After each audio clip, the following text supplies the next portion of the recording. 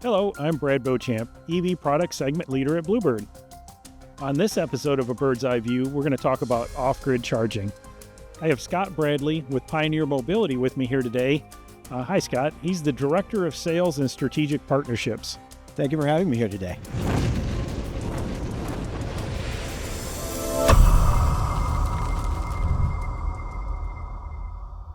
So, off-grid charging, Pioneer Mobility, interesting, right? We don't know what that is yet, so we're going to find out about it here today. So, Scott, tell me a little bit about what Pioneer Mobility actually does. Absolutely. So we're a company been around about 30 years doing power.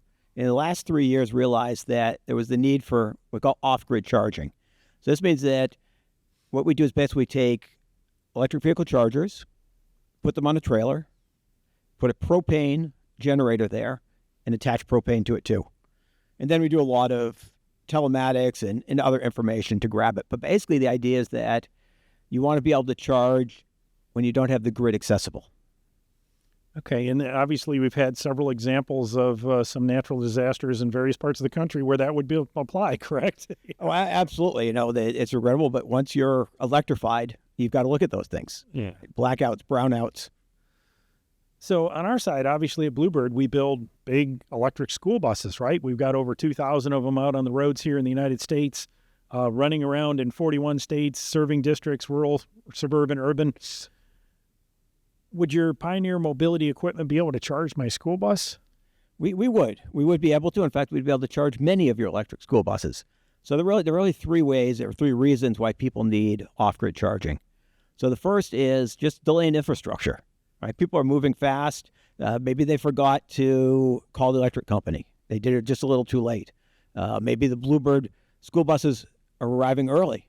So there are many reasons why infrastructure may be delayed. And then just sometimes it's hard to get power. For instance, out in Los Angeles, if they want to put a new project in, it can take 2 to 3 years to get the grid connected just because of moving wires, upgrading transformers, upgrading other pieces. So that's one reason.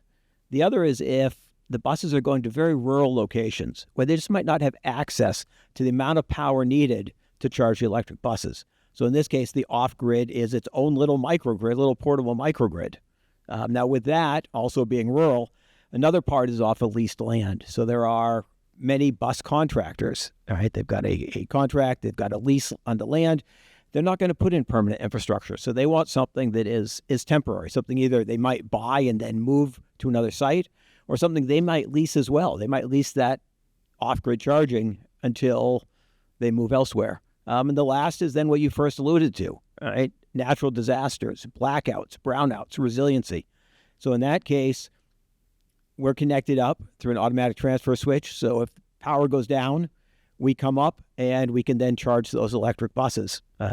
Groups are also pulling out their diesel generators for their buildings and attaching these up to that as well. So the school can get multiple ways of redundancy and resiliency. Wait a minute. So this thing's serving more than just charging vehicles in some cases. Oh, absolutely. We're not just vehicles, but power as well. Wow. Okay. So sounds like you can help a district that's trying to get permitted and get infrastructure installed for their electric school buses, close that gap, right? They can get their buses and run them today. Sounds like if they're out somewhere remote and rural where maybe they don't even have power and power is challenging, they could still use an electric school bus. It sounds like when they move their lot, which is happening frequently right now, and even during natural disasters when they need to have the buses in a different location, that would allow you to charge that. And it sounds like it has the added benefit of even potentially providing power to things beyond the bus itself. Absolutely. And it's helping accelerate, getting school buses to schools and also accelerating getting to net zero. So talk a little bit about that. So I heard you mention propane, right? So in this case then, and correct me if I'm oversimplifying, Pioneer Mobility, it's got to be mobile, right? It's a mobile piece. That's what my simple brain tells me. It's in the name. I'm using propane really to generate electricity then is what I'm doing, and then I hook a vehicle charger onto it and charge the bus. There's my oversimplified view. How close am I on that? You're very close, right? Because it really is. It's three pieces. You've got your charger on a trailer, you've got your propane generator, and then you have propane. Now, of course, again, there's a lot of smarts in between that. But really, basically, it's three pieces that keep things going. And we use propane because it is a clean fuel. It's actually cleaner than the grid in 38 states. Now, we also use up in the east, around the East Coast, up and down the East Coast, up and down the West Coast, we use renewable propane as well. And there, renewable propane is from bio-waste and biomatter. So it's a sustainable, renewable fuel, and it actually has a carbon intensity a quarter of that of propane. Now, propane already is about half the carbon intensity of the average U.S. grid. Renewable propane is half the carbon intensity of the California grid on a very sunny, very windy day. So what you're telling me, this is an eye-opener. I tell you what, you're telling me I might have an actually cleaner way of charging my bus than the grid? So if you either run your buses off of propane, and specifically renewable propane, right, because you have a lot of propane buses as well, or you connect up your electric buses to an e-boost using renewable propane, absolutely. It will be cleaner than the grid in 49 U.S. states. Wow, that's awesome. So I can get the benefits of getting started right now. I know eventually my utility may be able to come up and connect me up, but I'm actually doing it in a pretty environmentally sustainable way as well.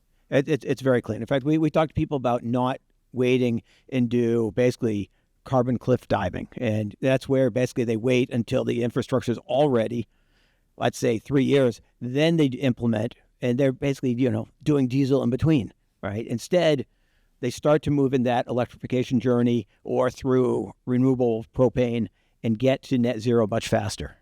So let's walk down the path of implementation. How do we get this to happen? It sounds like you got propane storage you need to contend with, and the unit's mobile. So, Scott, I come to you, I write some sort of agreement. We'll talk about that in a little bit too.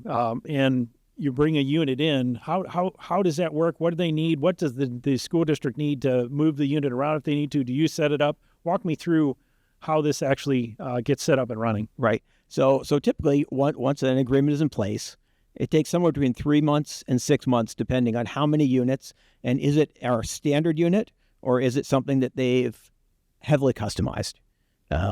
So once they are shipped out to them, the beauty is it's mobile, it's on a trailer, it has propane on it, everything's set. We back it into place, bring the buses up, and we start charging within the hour.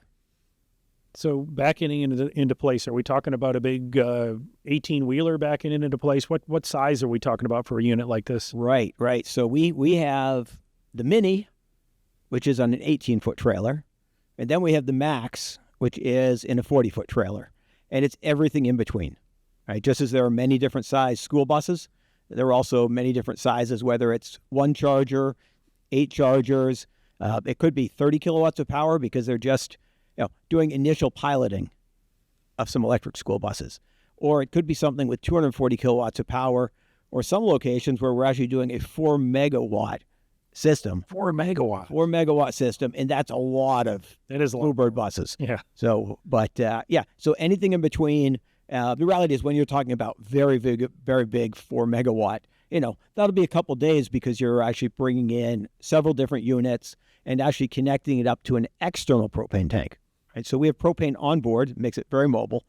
But if they're going to keep it there for a year, 2 years, 3 years, we'll often attach it to an external propane tank, a single larger tank, and then run multiple units off the single tank. I got it. So many of our Bluebird users out there are familiar with propane because we use them in our school buses, right? You do? We have that offering out there. We've had it for since 2008, believe it or not. That's amazing. So you're kind of telling me that I can charge my bus with it, but that same fuel I could actually put in my bus. So if I had a propane fleet already and wanted to go electric, would this be a kind of a natural step to be able to use that propane to charge my initial electric buses as well? It would absolutely. Out in LA, we're at a site where they have a very large propane tank already because they have propane buses, and we're going to just start merging the two and start leveraging that propane to begin with that electrification. So it makes it very easy. They already know propane, they're familiar with it.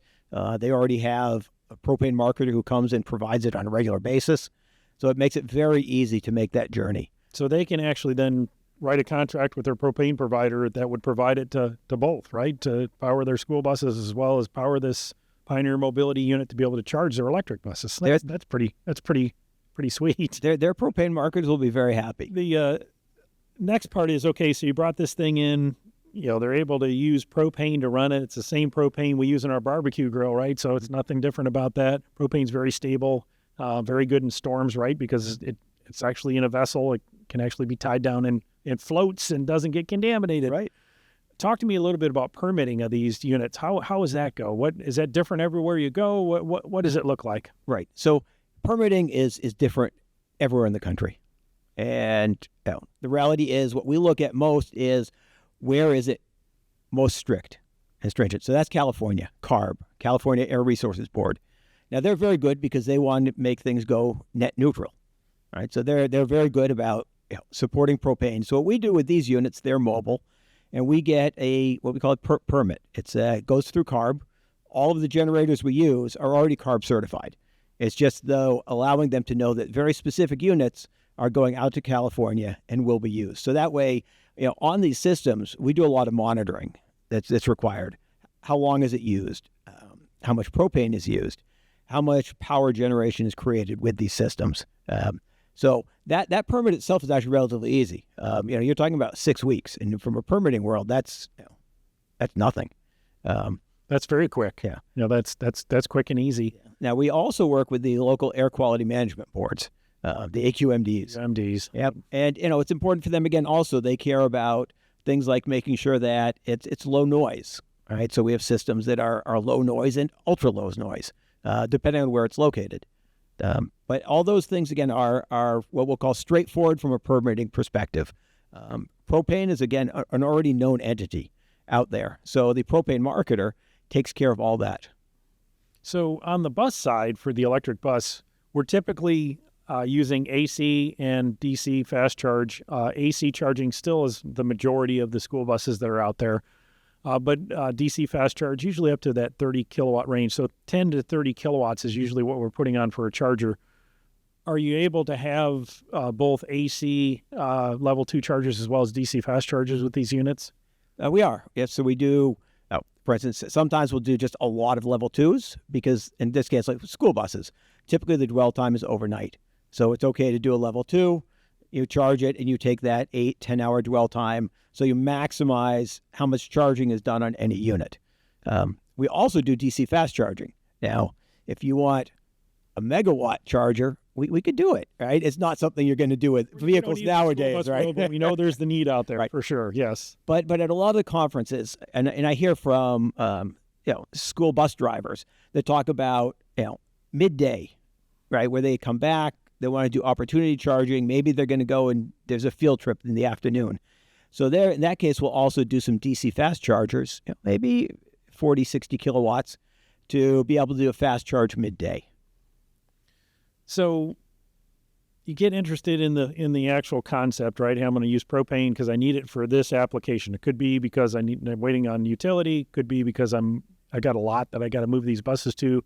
Could be, hey, I'm dipping my toe in the water with an electric bus for the first time, and I'm not going to invest in infrastructure till we give this a try. And I always say try 2 or 3, right? You got to absolutely. One is never a good test. Mm-hmm. 2 or 3, you get different drivers, different routes, all kinds of different experience.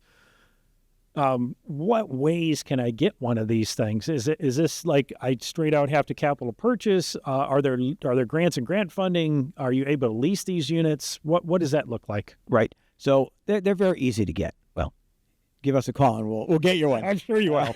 Thanks. But what we do, because we know that people are trying out electric buses, and they may be trying one, maybe trying 2, 3, or 4. We lease the units out. We rent the units out. They can talk to their Bluebird dealer, who will talk to us to help get one. So we see that a lot. Where again, it's like the chicken and the egg, right? How can I try out and trial electric buses if I don't have charging? But why would I get charging until I'm decided I'm going to go with electric buses? So we make it very easy to be able to rent one for whatever period of time that is that they're trialing the buses. I can imagine even going down the road that there may be some districts or even a set of districts that end up getting one of these because they have a sporting event somewhere that they're using track meet, bringing in multiple buses and they want to charge those buses while they're sitting at the track meet, right? That's a potential, isn't it? It very much so is so, because when it's a very long, a rare but very long trip, it makes sense to bring a mobile charger with you. Yeah, makes perfect sense. So don't forget to check out our new Bluebird merchandise store at the URL at the top of your screen.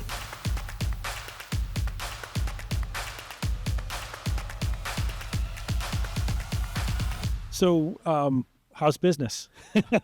So business is off the charts. I had to tell you, the electrification has clicked in. We see the number of schools moving to electric school buses is unparalleled.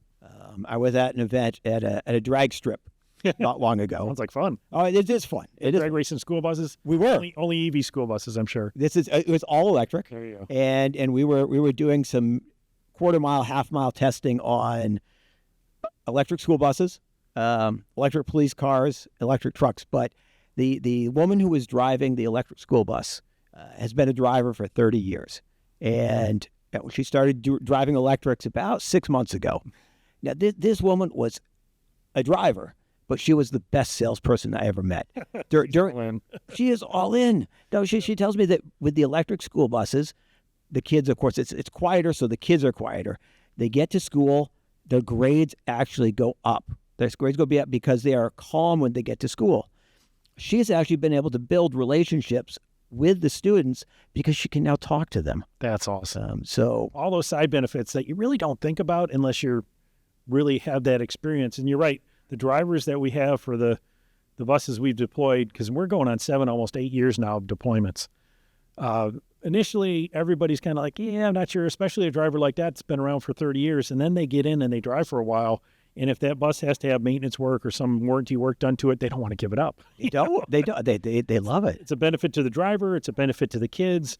Obviously, in the community, it doesn't, in not producing any emissions. And, the eye opener today is you're even able to charge it in a lot of cases in a much more sustainable way. Yes. I mean, all that's really good about moving toward this cleaner, greener future, right? That there's no doubt there's benefits to all that. So any big deployments going on that you got happening? Yeah. So, we read not long ago about 180 electric Bluebird school buses being sold, right? Where was that to? L.A. Unified School District. L.A. Unified School District. Imagine that in the city of Los Angeles, of all places. Right? But they know, because they're a school and they know about the noise with other types of buses. When they go electric, they can do it. So we read about it as well. And interesting thing about LA is they need a lot of power. I mean, they are underpowered. And imagine trying to rip up the streets of Los Angeles to get large amounts of power, even a quarter mile, half mile. It's not going to happen. It's a major undertaking if it does happen, and it's probably not going to happen, right? It's not right. So LA right now, for LA Unified School District, so they are committed to net zero, right? They are absolutely a leader in doing this. But it's going to take them 3 years. 3 years to get the grid connected. But clearly they want electric school buses. The parents want electric school buses. So what we're going to do is we are deploying out 25 e-boost units. So each one will charge eight buses. All right. And what was exciting is yesterday at my tour, as I was going around, and I got to after 2.5 hours, we got to the electric place, the electric part, where again it's silent, where they're building them. Yep, that's how they're so quiet when they run. We build them really quiet. They build them quiet, so they're calm from the beginning.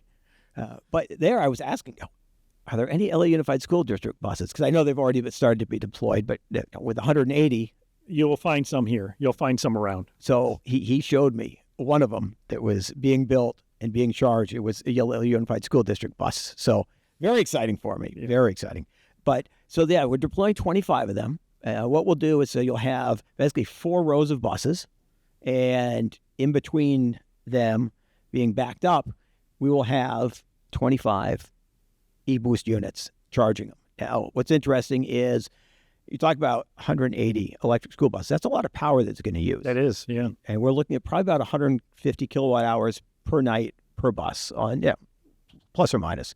So these units in total are 4 megawatts of power across it for charging every night. We will charge 27 megawatt hours every night. and you got 25 times 8 individual AC chargers. So you're able to take care of that entire fleet. That entire fleet. That's amazing. And in a year, every year we'll do 5 gigawatt hours of off-grid power for that. Huh. So these deployments of off-grid are big and getting a lot bigger. That's amazing. And we're hearing, as we're going through obviously we had funding federally and otherwise that's come out, especially the CPA funding, that's just kind of supercharged the adoption of electric school buses. And we've gotten to that point where we're starting to outpace with what we build the ability for infrastructure to be put in. So it sounds like the business may be growing for you, Scott. It will be. And we're seeing it, but it's great, right? Because we want to see that adoption, and we are, right? And we've seen that it's click, and we've seen that the schools that are getting it are happy. They're happy with it. I mean, Bluebird has been a leader for a decade in propane. Now Bluebird is also the leader in electric school buses. And again, schools care about having that low carbon intensity, that cleanliness. So it's wonderful to see. And you're right, it is way outstripping the ability for infrastructure, but that's okay. We're here to help any way we can. We will keep growing and taking people down this electric journey and growing the numbers and the number of districts and the number of contractors that have adopted. From an operational standpoint, while these units are charging, I realize they meet all the AQMD requirements for noise and all that, but are they fairly quiet? The neighborhoods around them going to be hearing these generators running, or what's that sound like? Right. So or not sound like, right. So there are different levels. So right, for instance, a diesel generator is kind of loud. We've all heard them. Yes. Propane generators are much quieter. Now, if it's a location where there is a school right next door, there are homes next door, we can also enclose them. Okay. Which makes them very quiet. So we've had times where we've had people walking by and say, Scott, could you start the system up for me? Well, yes, it's running, because they're louder generators. Now, the thing also is with the AQMD, we know what the regulations are. We know how far it has to be from the edge of a school, near a church, near a house, or it could just be in some remote area where there is no major restriction.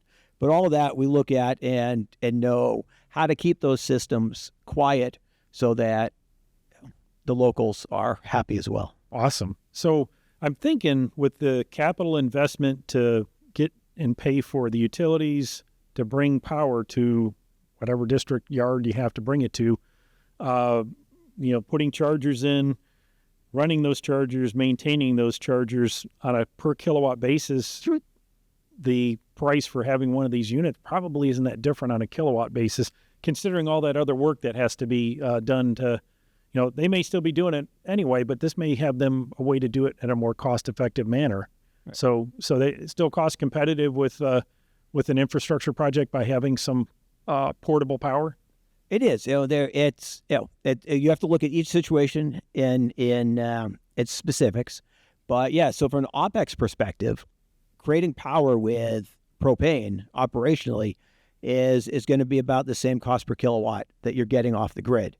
The key thing is, in this case, you are leasing some infrastructure, or you're going to wait 3 years for that permanent infrastructure. So it's a balance, right? It's a trade-off in terms of what you're trying to do. But for us, we want to really help accelerate that EV adoption. And with, again, Bluebird buses getting off the line, that line was moving fast. Line moves fast. It moves fast. So there are a lot of buses going out and a lot of schools taking them. So, we're going to continue to see a lot of off-grid charging, which, again, it eases it also. Now, also sometimes these yards will change, right? So LA Unified School District, they got their 180 buses, but they're getting more, right? You look down the future, they're going to get more. So once permanent infrastructure is ready at that location, they're going to move all these e-boosts to another location so they can be charging more electric school buses. So they're potentially in service for a long time, is what you're saying. They potentially have a long lifespan. Now, with the way you're kind of renting some of this equipment out, is that including maintenance then on the equipment for doing what it needs to do to keep it up and running? We do. Yeah. So for us, it's very important to provide full service.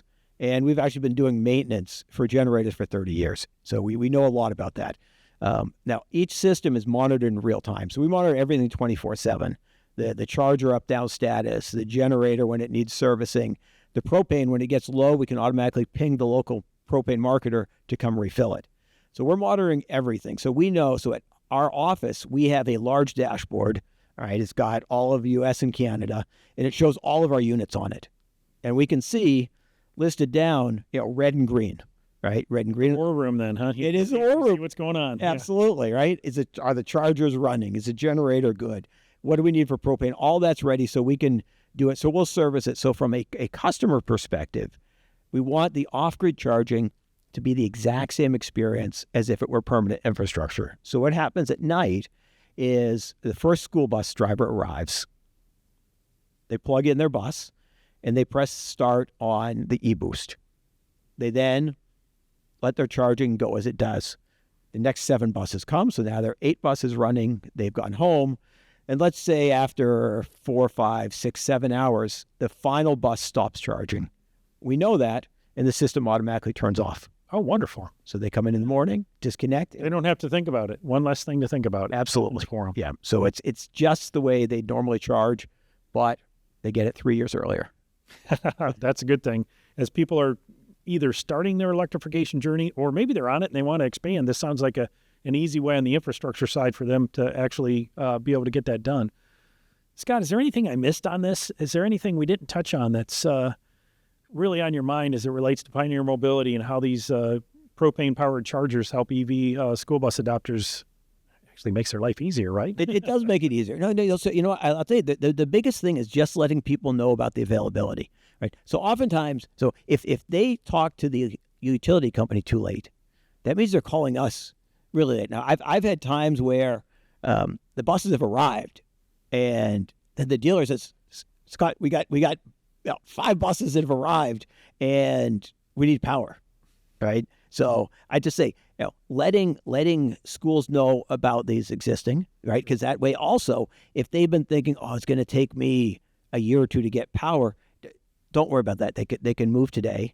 And letting the dealers know that as well, that there is a way to be able to demo electric school buses to the schools and also then get those pilot implementations done very easily. Making it easy for them and just planting that seed up front is really what the key to success is, isn't it? Making sure they got a way to charge these buses. Yeah. Scott, thanks for spending time with us here today. We really appreciate it. This has been a bird's eye view on off-grid charging.